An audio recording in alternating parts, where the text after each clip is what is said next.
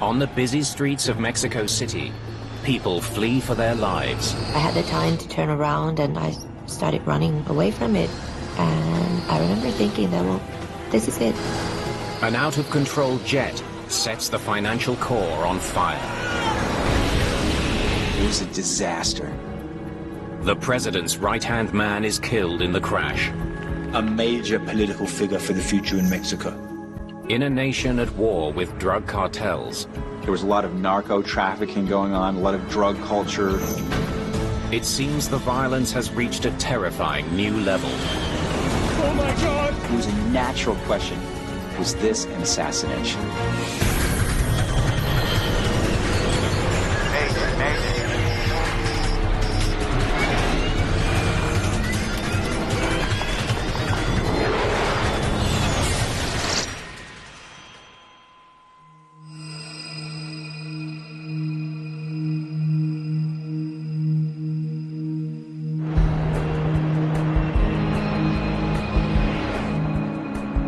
November the 4th, 2008. A Learjet 45 is cruising over central Mexico. Victor Mike Charlie, radar contact, descend to 200. 200, Mike Charlie. Alvaro Sanchez and Martin Oliva are at the controls. Both pilots are captains. But tonight, Captain Oliva is flying the plane. I'll start setting 250, Alvaro, okay? Sounds right to me. The flight is a special government charter. We must be getting close. The country's interior minister and his entourage are flying to Mexico City.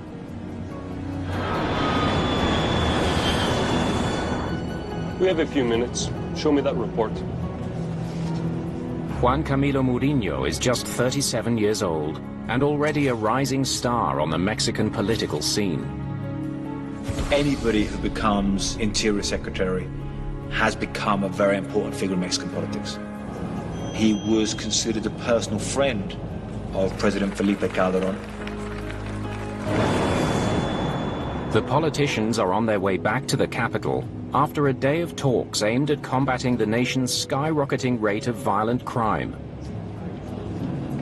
2008 was a key year in terms of drug-related violence in Mexico. A year of major escalation. And we saw a time where people began to get very worried about where this could go. The Mexican government has chartered a Learjet 45 for the flight. It's a high-performance aircraft that's also economical to fly. Victor Mike Charlie, descend to 15,000 feet. Altimeter 3024. 15,000 with 3024, Mike Charlie. When Bombardier designed this airplane, they designed it from the ground up and made it a lot more efficient. It's safer, it's easy to fly. It's very user-friendly, if you will. 1,000 feet until we level off. Thanks, Alvaro. As the Learjet nears the outskirts of Mexico City, the pilots prepare to land. Landing lights. Yep. Check. The crew can see the aircraft ahead of them on the approach route. Look. They're all lined up in front of us. Just in time for rush hour. If you've ever looked out into the sky from the approach end of an airport, you see, looks like a string of Christmas lights. Each light is a plane lined up one after the other, coming in on a very steady, orderly approach. It's a busy international airport. It's the main airport for Mexico City, which is a huge city, so you have traffic from all over the world coming in there. Victor Mike Charlie, reduce your speed to 180 knots. Reducing speed to 180, Mike Charlie. The air traffic controller asks the Learjet crew to slow down to maintain their position in the lineup of planes. The approach into Mexico City requires a turn that's greater than 90 degrees. Things are coming at you fast. ATC telling you to turn this heading, maintain this speed, slow down to this speed. Should I pull the nose up? No, leave it. Leave it for now. Tonight, Alvaro Sanchez is serving as something of a mentor. But we're about to level off, right? Yes. He's more experienced in the Learjet than Captain Oliva. There, speed stabilized. Okay. This is one of the busiest and most critical stages of any flight. Flap down. Sanchez extends the flaps so he can further reduce their speed. Here, ATC is sequencing you, and they're basically telling you where to go, how fast to go, how high to go, how low to go, in order to sequence the traffic into the airport. Give me 8800, please. 8800. They're about 5.5 miles away, right over the heart of downtown Mexico City. Below them, Mexico City is a sprawling metropolis of 20 million people. With some of the worst traffic in the world, a sea of cars fills the downtown core.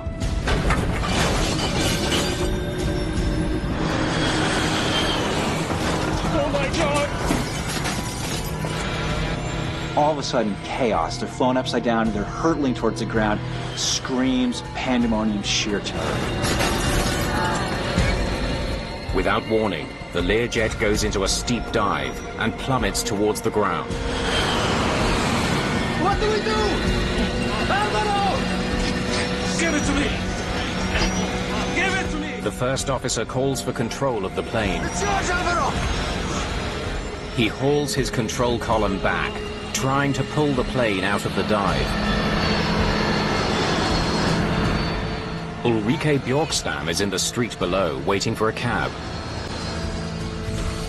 All of a sudden, I saw this plane flying like really low. I had the time to turn around and I started running away from it. But of course, the plane was a little bit faster than what I was. They aren't much higher than the skyscrapers in downtown.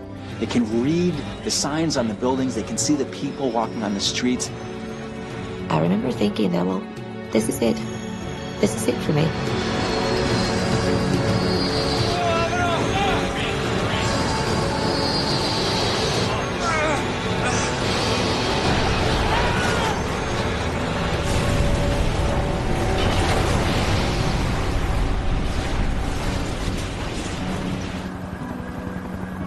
Learjet Victor Mike Charlie has devastated Mexico City's financial district.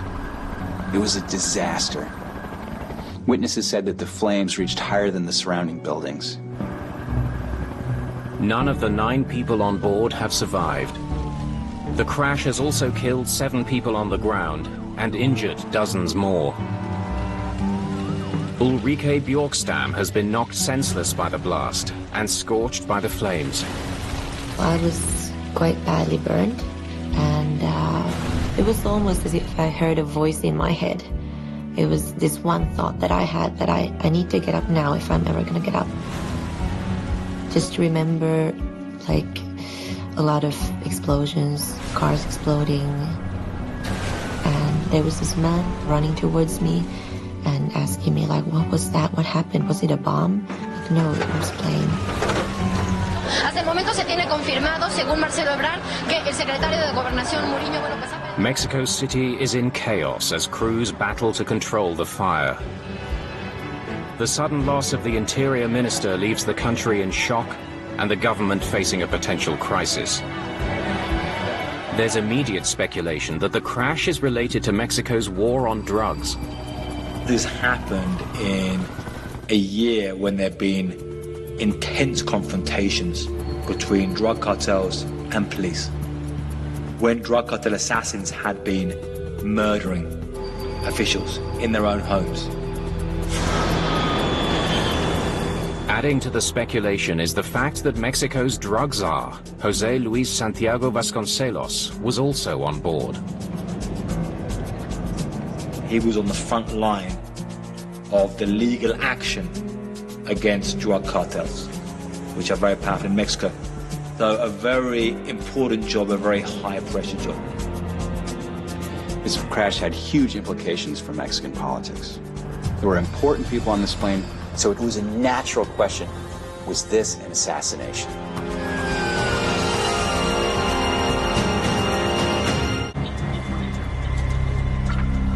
The morning after a government Learjet slams into the heart of Mexico City, Investigators begin their work at what may well be a crime scene. One of the high-ranking politicians on board, José Luis Santiago Vasconcelos, has been a target in the past. He had said there had been threats against him, and they discovered a plot to try and kill him. Have the cartels finally succeeded? If so, it would mark a dangerous escalation in their war against the Mexican government. This is really concerning. This is no longer simply a criminal problem. It's starting to become a national security issue. And there was much fear across the country. Desperate to quell public anxiety, Mexico asks for help from the United States. They call in the FBI and the National Transportation Safety Board. The NTSB's Joe Cedar knows this is an assignment like no other. As soon as we heard that there was what we would say the equivalent of the Mexican vice president on board, I knew that it was going to be a very political investigation and would require a lot of politics, a lot of interpersonal skills, more than even just the technical side of things. Joe Cedar, NTSB. Amid the chaos of the crash site, Cedor's first job is to try to identify all the aircraft debris. All right, if you're absolutely sure it's from the plane, it goes over there. Okay, everything else I want here. It's a monumental task. With so much damage to buildings, cars, and the city itself, isolating wreckage from the Learjet is next to impossible. This plane crashed into rush hour traffic in the middle of one of the world's biggest, busiest cities. There's wreckage everywhere. There's debris. Is it a car? Is it a plane? Who knows? I mean, it's just a mess. Investigators make an early breakthrough. They recover the plane's flight data recorder. If it survived the fire, it could hold crucial clues about what went wrong. We can glean out a lot of information from the recordings from air traffic control, from the impact, from radar, but to get some very specific information, we would really want that flight data recorder to tell us what the flight of the aircraft was. That's great. One down, one to go. All right, it's got to be nearby. Let's keep looking. But the second black box, the cockpit voice recorder, is still missing. Investigators need to find it, and fast. Faced with the suspicious death of two key members of the government, President Felipe Calderón himself is watching their every move. In fact, I briefed the President of Mexico, President Calderón, at least 3 or 4 times. I was dealing with his aide, his personal aide, on a daily basis, if not hourly basis. And one of the things that he wanted to prove was that this was not either a drug hit or a political assassination. President Felipe Calderón was very vested in this case. So the pressure on the investigators doing this was absolutely immense. They had to get answers. They had to get them soon. Investigators intensify their search for the missing voice recorder. All right, this is what we're looking for. But bear in mind, it might not be orange anymore. With a fire like that, this thing could be burnt black. All right, let's go. Spread out. We got photos down so that everybody would know what it looked like, and we had to tell them, no, these are orange photos, but they could be anywhere from brown to black to being crumpled up. While aircraft investigators comb through the wreckage, the FBI begins testing for explosive residue, evidence that a bomb downed the plane. But with so much debris to test, getting a definitive answer won't be easy. An intensive search for the cockpit voice recorder turns up nothing. Until an overlooked piece of blackened debris suddenly catches an investigator's eye. It was interesting because we had been walking over the CVR the entire time we were on scene. But because it was a brownish black and it was on its side, I believe, that we just didn't identify it initially. Let's see what we got here. I must have walked over this 10 times. Mexican investigators will accompany the boxes to Washington, D.C., where experts at the NTSB will do their best to recover the crucial data. They do not have the recorder labs available like we have here in the NTSB. And so they were very open to the fact that as soon as they found it, it was a given that they were going to be coming to Washington, D.C. Oh, what have we got here? Back at the crash site, a wing embedded in the roof of a car is one of dozens of pieces of wreckage Cedar needs to chart. It's the right side. It's the right wingtip. He wants to know if the plane came down in one piece, or if it broke apart in mid-flight, something that would point strongly to a bomb. Well, this is the nose. The whole plane's here. There's no way it blew apart in the air. So we had the left wingtip, both left and right horizontal stabilizer and the vertical stabilizer. This told us that the whole aircraft had made it to the accident site, as we say. The fact that the debris was so tightly clustered together on the ground really was strong evidence against the notion of an in-flight explosion. Mexican and U.S. investigators breathe a collective sigh of relief. FBI test results confirm the finding. Yeah, I gotta go. All right, bye. There's no evidence of a bomb. When the FBI took samples around various parts of the aircraft, and even, I believe, even on parked cars and in the building, they found no trace of any explosive device.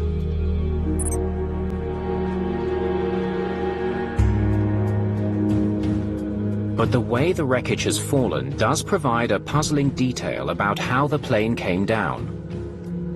Looks like the plane was heading west when they hit the ground. Flying away from the airport that way. So why are they flying the wrong way? We knew that he was coming into Mexico City, and the first thing that we noticed was that the aircraft, when it struck the ground, was actually moving away from the airport. The Learjet crashed into the heart of Mexico City at the height of rush hour. Investigators hope to find somebody who saw something that might explain the odd flight path. So you didn't see it in the air at all? But they're out of luck. Witnesses can only describe the moment of impact and the terrifying aftermath.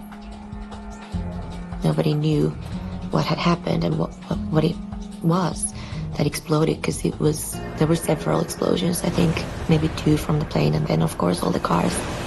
It was a very chaotic situation, a lot of panic in people's minds, like, what's going on?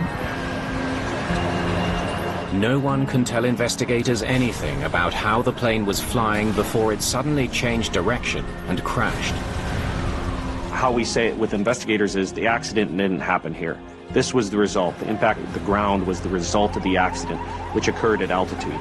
And because of that, we didn't really have any witnesses to that part of the flight. It's a disappointing setback for investigators.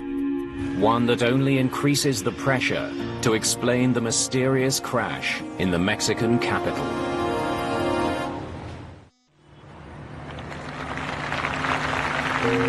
At a state funeral, the Mexican president honors the victims of an air disaster that set Mexico City ablaze and shook the nation to its core. Al licenciado Juan Camilo Mouriño Terrazo, secretario de Gobernación, así como a sus destacados... President Felipe Calderón lost a good friend and a protege, as well as his number 2 in the government.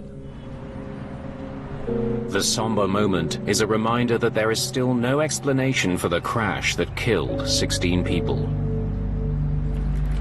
For those who survived, it's a reminder of how lucky they are. I felt guilty of being alive because so many other people got killed. And it could have been me. So why did I survive and not the rest of the people who were next to me on the street?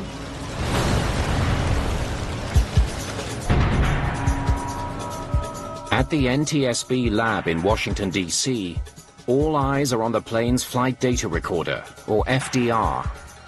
It could hold vital clues, data that will explain exactly what happened in the last moments of the flight. Flight data recorders can hold up to several thousand streams of data at any time. This includes everything from control inputs, control surfaces, speed, temperature, pressure, pretty much everything an investigator would want to look at.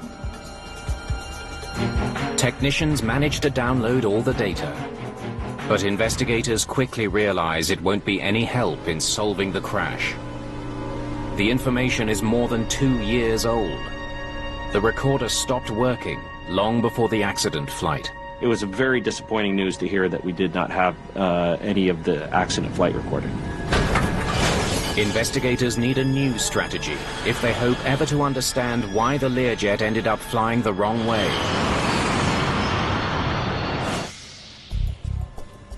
They turned to security cameras mounted in and around Mexico City's financial district.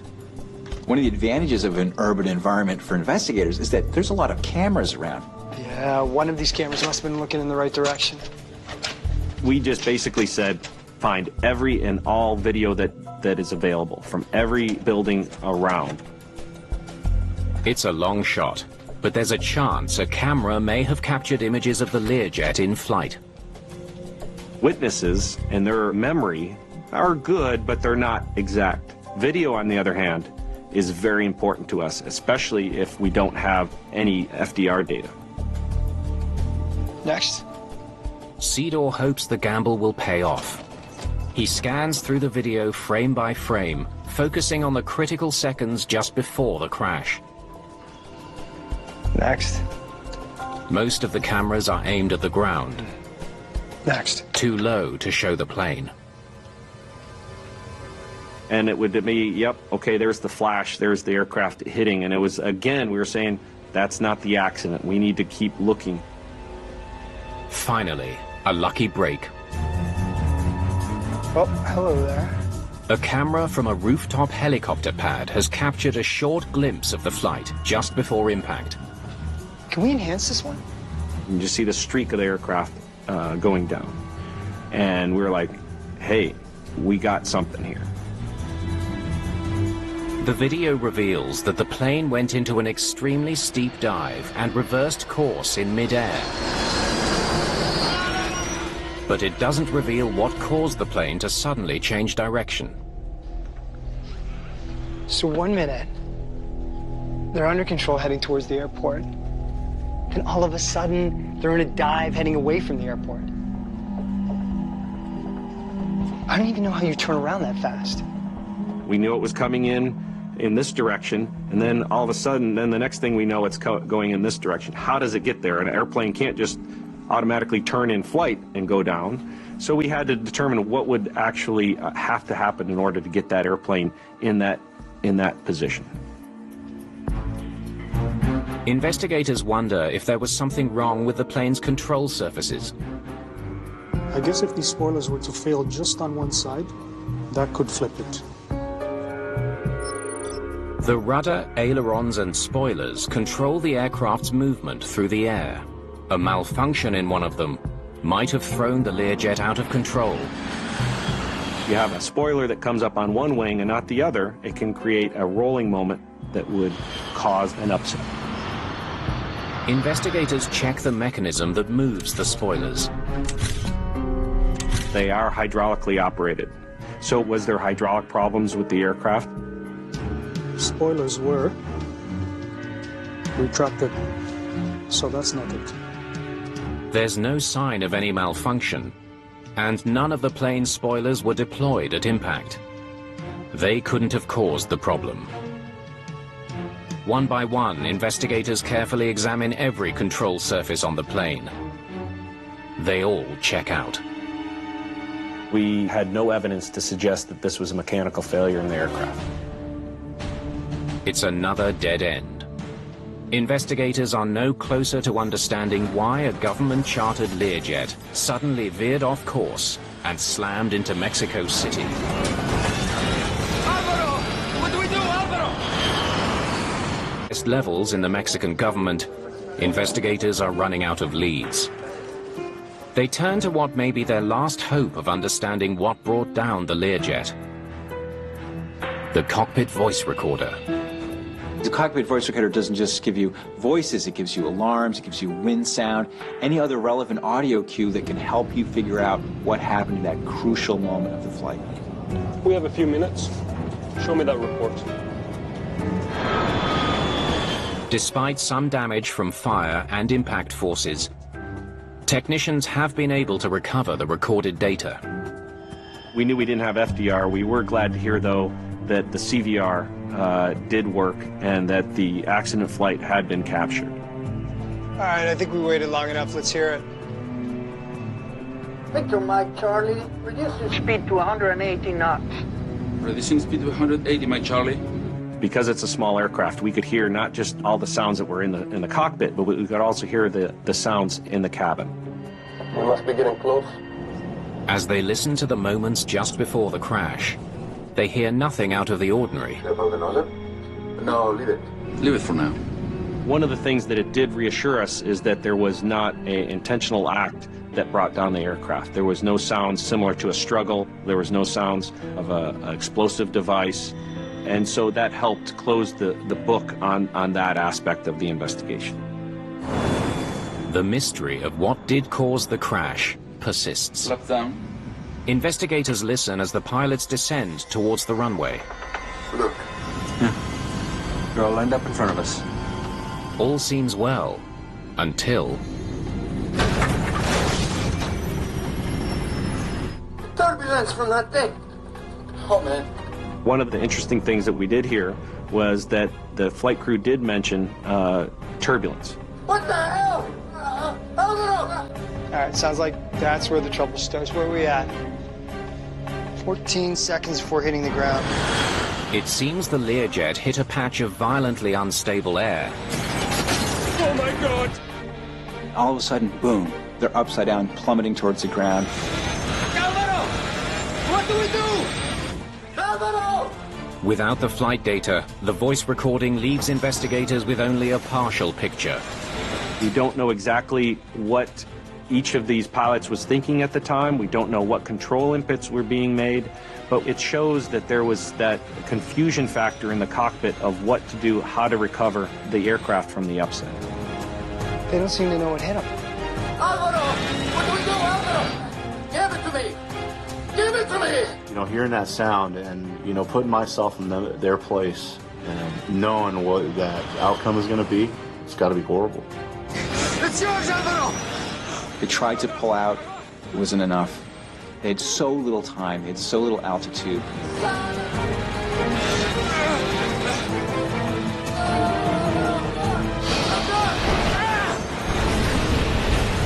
We had a normal flight coming in, and then we had a loss of control relatively quick.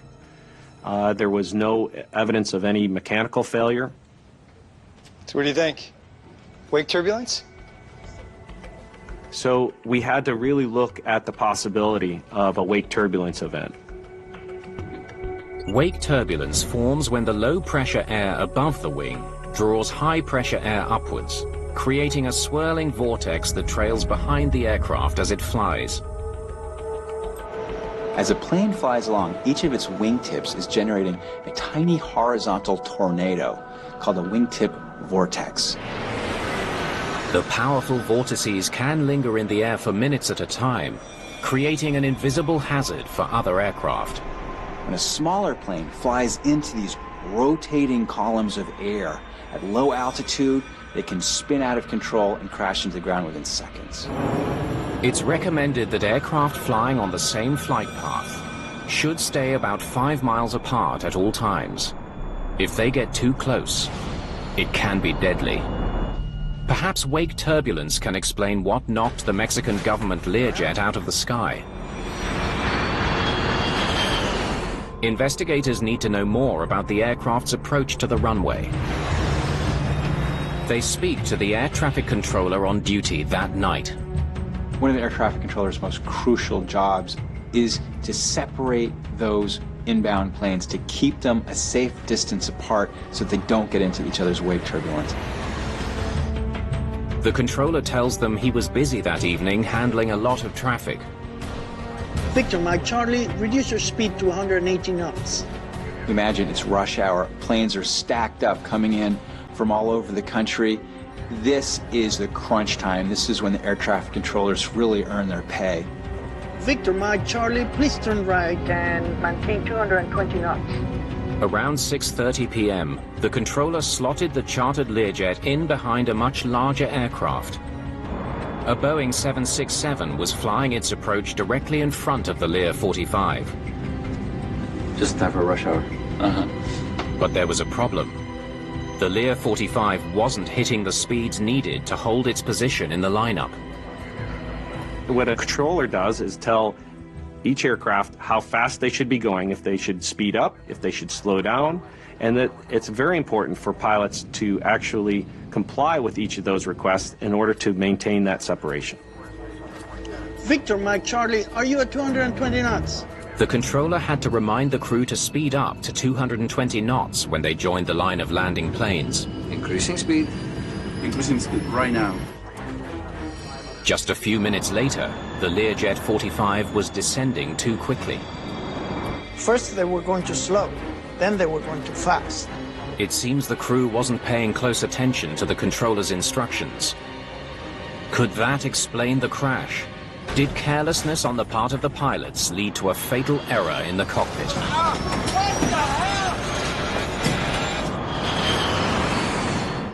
Investigators need to know exactly how close the Learjet came to the 767. They analyzed data from air traffic control radar in the final minutes before the accident and make a surprising discovery. Separation is not ideal, but it shouldn't have been a problem. It seems the Learjet never got close enough to hit the 767's wake. They got close to the preceding 767, but it wasn't something that was, oh, okay, they got within a mile. They were still about 4 miles away from the 767. It wasn't anything that was very apparent that a wake turbulence encounter would have caused this accident. So we had to go back and do a lot more work in order to understand why this particular day, at this particular time, that 767 wake turbulence affected the Lear 45. What the hell? Turbulence from that thing. Oh, man. Conflicting evidence has brought the Lear 45 crash investigation to a surprising impasse. While the cockpit recording points to wake turbulence as the culprit, radar data suggests the government jet was never close enough to the plane in front for wake turbulence to be any problem. To try to resolve the conflict, investigators take an unusual step. They download the flight data recorder from the Boeing 767 that was flying ahead of the Learjet. If something was causing the 767 to produce more wake turbulence than usual, the plane's flight data should tell them. The data from that preceding plane's flight data recorder, the speed, the flap settings, would give a good clue as to what kind of wake turbulence that plane would be putting out. But the data reveals nothing unexpected. It seems the 767 was generating a normal amount of wake turbulence. Investigators are missing a piece of the puzzle. Then they factor in some additional information about the weather that changes everything. One aspect of wake vortices is to understand the weather, the current weather that's going on. They learned that the 767's wake vortices would have lingered for longer than usual, putting the Learjet in lethal danger. The reason? Extremely calm weather. The wind wasn't strong enough to disperse them. Normally you think of calm air, clear skies, no wind, great conditions for flying. Actually calm. The wake turbulence of the 767. The crew could see the 767 ahead of them. He's starting to turn. So, he's 5 miles from us. But they mistakenly thought they were still a safe distance away. When you look out your cockpit window, you see this tiny dot ahead of you. It's almost impossible to tell just by eyeballing it how close that plane in front of you really is. Like a sledgehammer from above, the wake turbulence slammed into the smaller plane, flipping it over. It's this powerful force, but you don't know that you're about to hit it until you're already in it. This explains the mid-air change of direction. The aircraft rolled around into a sort of a barrel roll, and then as it was coming around, they were pulling out. And if they would have had another maybe 1,000 feet or a couple thousand feet, they could have actually recovered the aircraft. You know, at that point, they're along for the ride, and you don't have time. You don't have time. Barely have time to realize that you're going to die.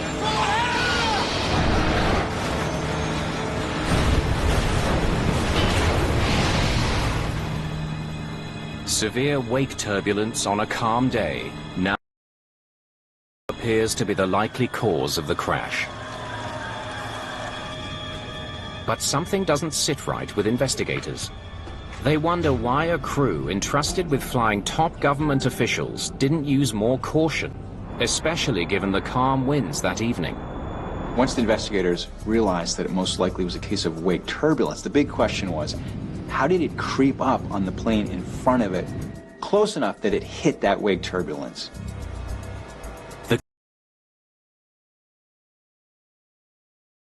At peak rush hour time, you don't have a lot of room for error. You can't screw up. You have to know what you're doing. The 767 is coming down nice and steady. Now, look at the Lear. The comparison of the 767's final descent with that of the Lear 45 reveals two different piloting techniques.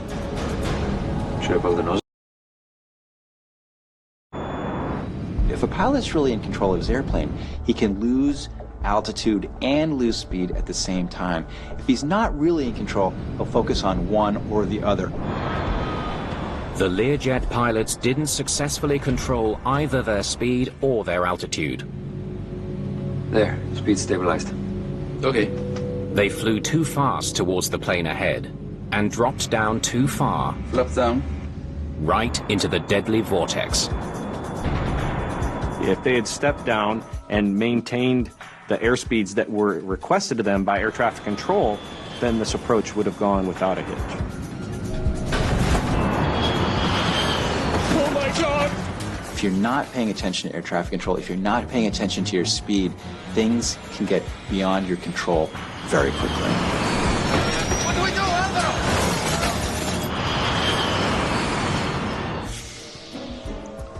Let's hear it again, please. Investigators need to know, how could the crew have made such a critical piloting error? The cockpit voice recorder points them to the answer. Now we're going to put in the vertical nav all the way. Enter 1-2000. They hear something unsettling from early in the flight. 1-2000. It won't let me. It doesn't indicate it either. It has to be. The pilots don't seem to know how to operate the Learjet's flight management system. That's weird. It's the system that controls most of the aircraft's critical functions. It's really striking how they seem confused by the controls of their airplane. These guys are trying to figure out what knob does what dial means what. It's like guys who are just unboxing a VCR and trying to figure out how to program it. Okay, I've heard enough. For investigators, the discovery raises a troubling new issue. What kind of pilots don't know how to program their plane?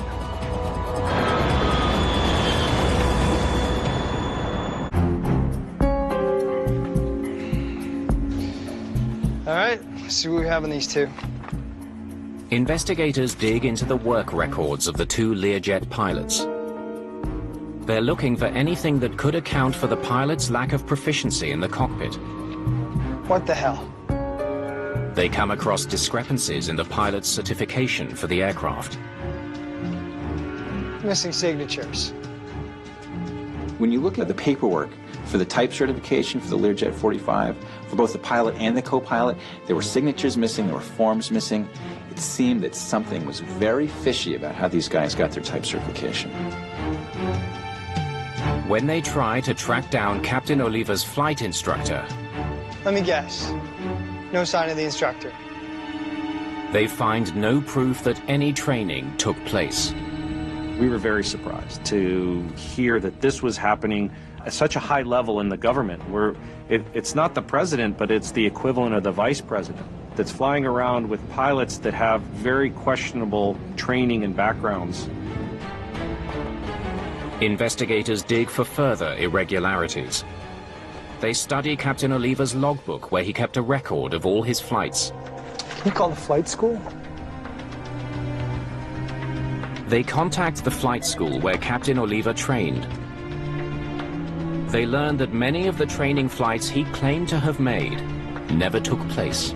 The flight school that provided that information definitely found that there were some issues with his command of the aircraft. Investigators reach a shocking conclusion. The pilot in command, his qualifications is equally shocking. His claims to be a member of a Learjet 45 training team and an instructor are also proved false. These are people who clearly were enamored of the convenience of cutting corners, taking advantage of some corruption somehow to fly a plane that they had no business being in, let alone flying. We must be getting close. It was their own fraud and deception that ultimately led the pilots into a situation they simply couldn't handle. Sure, Paul knows that. No, leave it. Leave it for now. They found themselves piloting a powerful jet they didn't know how to control during a demanding descent in high-risk conditions. It all added up to a fatal outcome. It's highly irresponsible. It's irresponsible because at that point you're putting yourself in danger, you're putting the people that you're flying, you're putting them in danger, you're violating their trust. In the aftermath, Mexican authorities suspend the licenses of 2 flight schools suspected of issuing false training documents to the Learjet pilots. Some of the recommendations from this accident was to have more oversight authority for these type of flights, because there is a need for these important political persons to have the best possible flight crews, the best possible aircraft, the best possible operation there is in order to have safe flights. This job might have seemed like a really appealing one, to fly around with the most important people in the country. And that might have made them feel like it was worth it to cut corners on their training and their credentials. But it was a heavy price to pay.